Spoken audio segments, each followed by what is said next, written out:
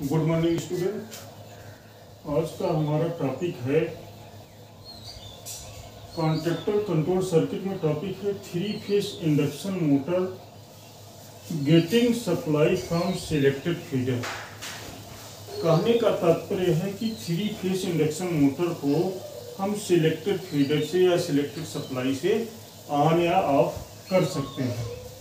यहाँ पर सिंपल आपको एग्जांपल बताता हूँ। जैसे कि एक आपका सबमर्सिबल मोटर आपके घर में लगा हुआ है और उसके दो लोग हैं, दो लोगों को उसका यूज करना है, लेकिन दोनों लोग अपने अपने सप्लाई से उसका यूज करना चाहते हैं।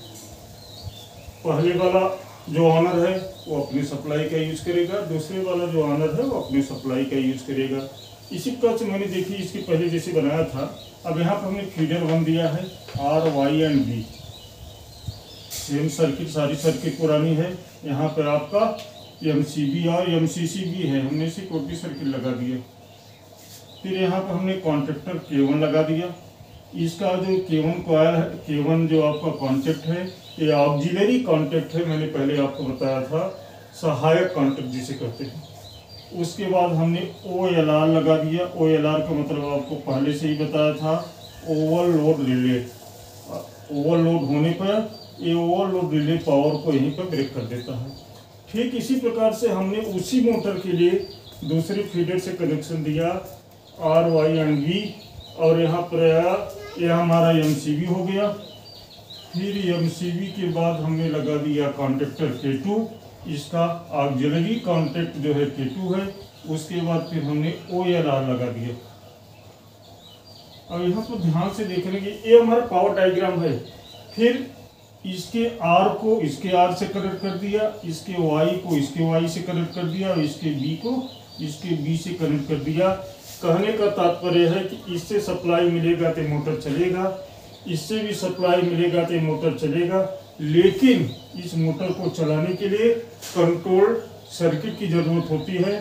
कंट्रोल सर्किट में ये ऑप्शन होना चाहिए कि जिस समय ये मोटर चल रही है वो दूसरा मोटर उसको न चलाए, वो अपना मोटर बंद कर ले, उसको सूचना दे, तब वो दूसरा मोटर चलाए।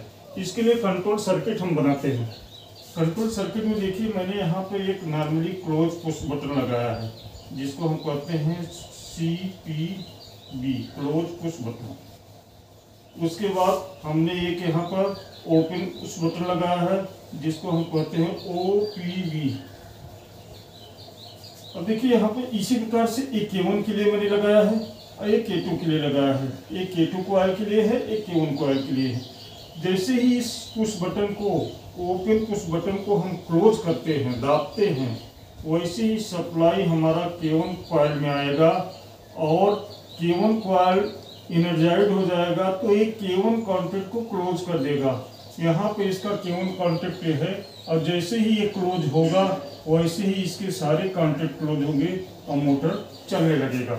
जैसा कि वायरिंग डायग्राम पिछले फिगर मैंने आपको समझाया था, वायरिंग डायग्राम बनाने का मतलब पूरा बोर्ड भर जाता है। आपको समझाने की कोशिश मैं यह कर रहा हूँ कि जो ये K1 है और जो K1 कॉइल है, ऑलरेडी यही चीज़ है जो यहाँ पर दिखा रहा हूँ। K1 कॉइल है और K1 कॉन्टैक्ट।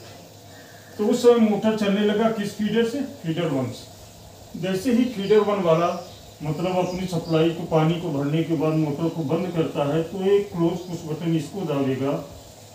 जैसे ही इसको दाबेगा वैसे ही K1 को सप्लाई बंद होगी और K1 हमारा ओपन हो जाएगा और ये यहाँ से सप्लाई को ब्रेक कर देगा और मोटर चलना बंद हो जाएगा। उसके बाद वो दूसरे फीडर वालों को सूचित करेगा कि अगर आपको अपना काम करना है, मोटर को चलाना है या पानी को भरना है तो आप चला सकते हैं। इसने अपनी सप्लाई को यहाँ पर ब्रेक कर दिया। अब यहाँ पर हम देखते हैं कि दूसरे फीडर वाला जैसे ही इस बटन को दबाता है वैसे ही K2 चार्ज होगा और इसका K2 कॉन्टैक्ट क्लोज हो जाएगा। K2 कॉन्टैक्ट क्लोज हो जाएगा और इस तरह से चलने लगेगा। यहाँ पे एक चीज आप देखोगे, सोचोगे कि पावर तो यहीं से जा रहा है। फिगर में देखिए कहाँ पर गलती है, पावर तो यहीं से जा रहा है, तो हमें पावर तो दोनों फीडर का दिखाना है, तो दूसरे वाले फीडर का भी हमें पावर दिखाना है। पहले वाले फीडर का पावर हो गया, दूसरे वाले फीडर का भी हमें पावर यहाँ पर दिखाना होगा। ये हमारा क्या है, नॉर्मली क्लोज पुश बटन है। ये हमारा क्लोज पुश बटन, एक फीडर 2 है यानी F2, एक फीडर 1 है यानी F4।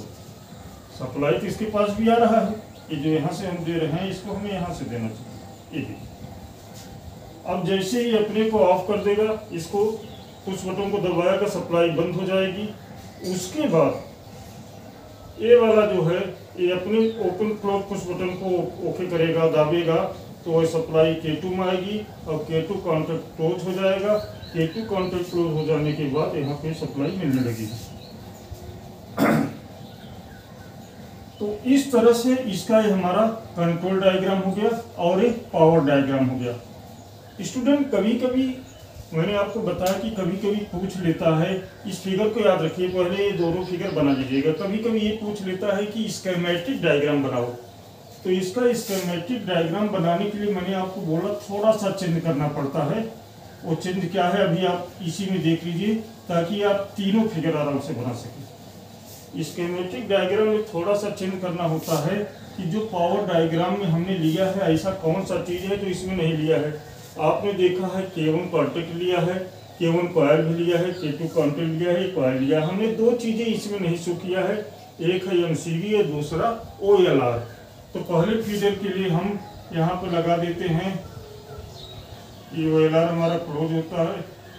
यहाँ पर हमने पहले फीडर के लिए लगा दिया, OLR का सिंबल बना दिया, यानी OLR लगा है। फिर दूसरा क्या लगा है, MCV। MCV का हमारा ये है सिंबल, इसको हम बना देते हैं इस तरह से।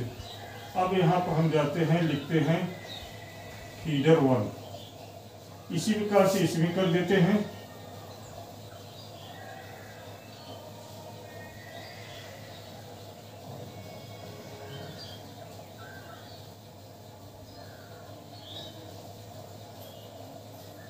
ये हमारा आपको पता है मेन स्विच बोर्ड है, मेन सर्किट बोर्ड, और ये OLR है दोनों के लिए।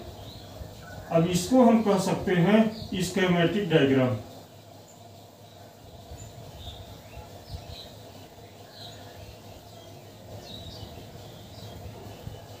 यहाँ फीडर को डाल दीजिएगा। इस तरह से हमारा क्या क्या बन गया, एक पावर डायग्राम बना, दूसरा कंट्रोल डायग्राम मैंने बनाया था, उसमें थोड़ी सी चेंजिंग करके हमने क्या बना दिया, स्कीमेटिक डायग्राम। कभी इस चीज में आप कंफ्यूज मत होना, स्कीमेटिक डायग्राम हम कैसे बनाएंगे। जब भी स्कीमेटिक डायग्राम बनाना है तो आपको ये देखना है कि पावर डायग्राम में ऐसा कौन सा चीज है जो कंट्रोल डायग्राम में हमने शो नहीं किया था। तो दो ही चीजें हैं जो हमने नहीं शो किया, एक MCV और दूसरा OLR। तो हमने यहाँ OLR दिखा दिया और यहाँ पर हमने MCV दिखा दिया। दोनों फीडर के लिए अलग अलग OLR लगे हैं, अलग अलग MCV लगे हैं। तो इस तरह से हमारा ये आज दूसरा टॉपिक कंप्लीट होता है।